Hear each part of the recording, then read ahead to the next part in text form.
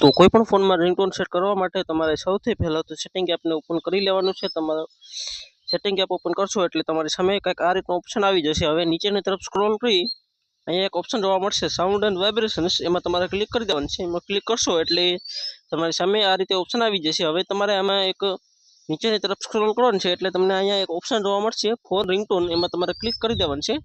એમાં ક્લિક કરશો એટલે તમારી સામે ઘણા બધા રિંગટોન આવી જશે। તમારે આમાંથી સિલેક્ટ કરવું હોય કરી શકો છો, अथवा जो गैलरीનું સેટ કરવું હોય તો અહીંયા તમારે કસ્ટમ રિંગટોન લખેલું છે એમાં ટાઈપ કરી દેવાનું છે। એમાં ક્લિક કરશો એટલે તમારા ફોનમાં જેટલા પણ ગીત હશે, જેટલા પણ ગીત તમારા ફોનમાં હશે બધા આવી જશે। તમારે એમાંથી કોઈ પણ જે ગીતને રાખવું હોય એ સિલેક્ટ કરી દેવાનું છે।